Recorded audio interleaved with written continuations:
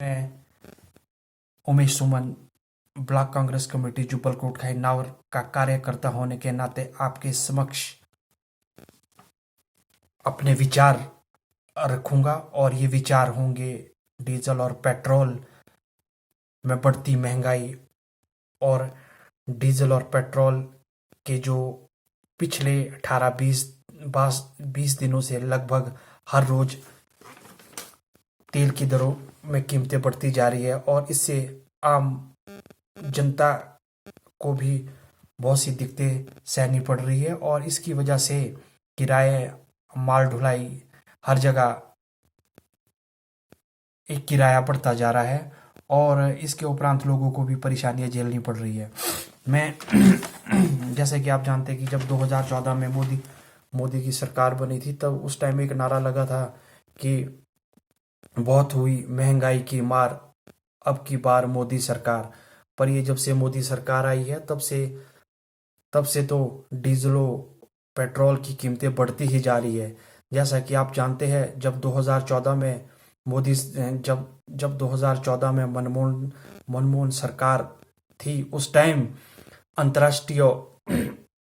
बाजार में 107 रुपये प्रति बैरल लीटर तेल, डॉलर के हिसाब से तेल मिलता था, प्रति बैरल डॉलर लीटर के हिसाब से तेल मिलता था और ये अंतर्राष्ट्रीय मार्केट की ये उस टाइम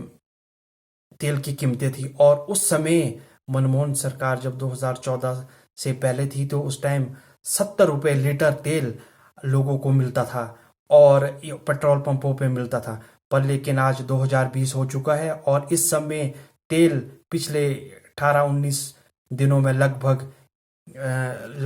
80 रुपये के पार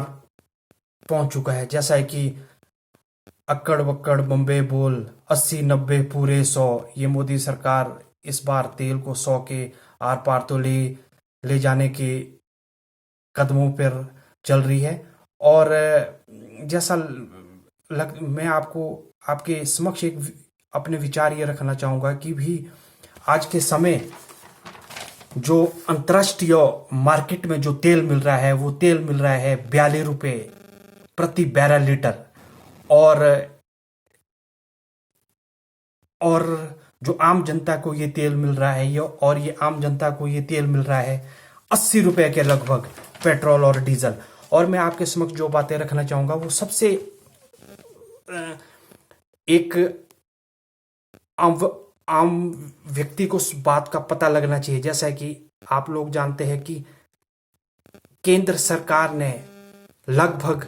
30 रुपये से ज्यादा एक एक्साइज ड्यूटी तेल के ऊपर लगा रखी है और जो ये एक बहुत ही निंदनीय और दुखद घटना है जिसकी वजह से ये सारा जो जितना भी पैसा है कहाँ से आ रहा है, लोगों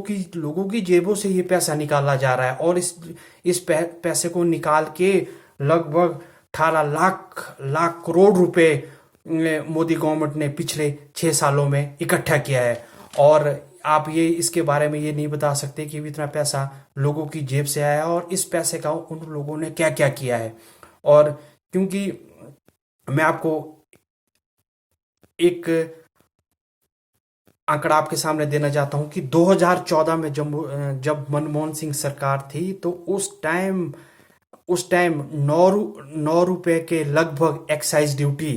केंद्र सरकार ने लगाई थी और ये आज पिछले 6 सालों में बढ़ते बढ़ते ये एक्साइज ड्यूटी 30 रुपए से लगभग 30 रुपए से भी ऊपर पहुंच चुकी है एक्साइज ड्यूटी और ये बहुत ही दुखद और निंदनीय बात है। और जहां तक मैं आपके समक्ष कुछ बातें रखना चाहूंगा, जैसे कि पिछले कांग्रेस सरकार ने कहा था कि भी 2017-18 से 16-17-18 में कि भी हम लोग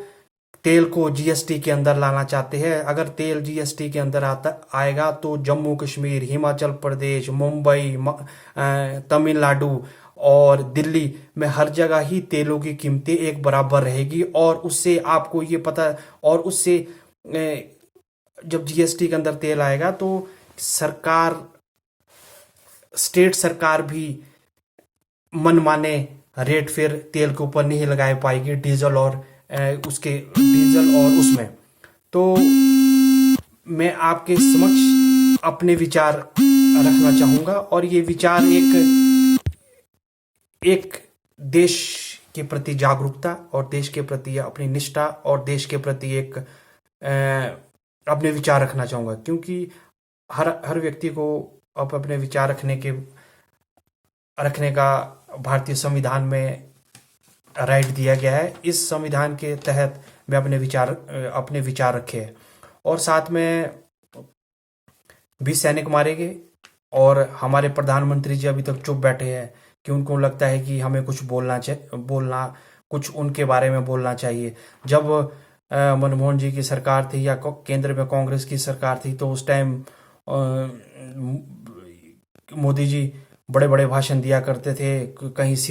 कहीं बोल देते थे कि मैं अगर हमारी सरकार होती तो हम वहां से सिर ले आते, वो करते, फलाना करते। पर ऐसा कुछ नहीं है। 20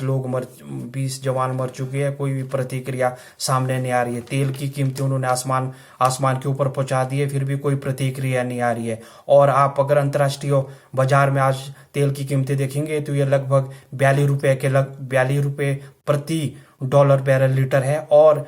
आज अब अगर आप तेल की कीमतें देखेंगे तो ये 80 के पार पहुंच चुकी है, और ये बहुत ही निंदनीय और जहां तक मुझे लगता है ये सब गरीब लोगों के प्रति ये असंवेदनशील घटना है, और लोग इससे, आम जनता बहुत ज्यादा निराश और एक नेगेटिव एस्पेक्ट लोगों के दिल में आ चुका है। और जैसे जैसे ये, और अब मैं आपके समक्ष एक बात बताना चाहूंगा कि आज वो 2020 आ चुका है और डीजल और पेट्रोल के दाम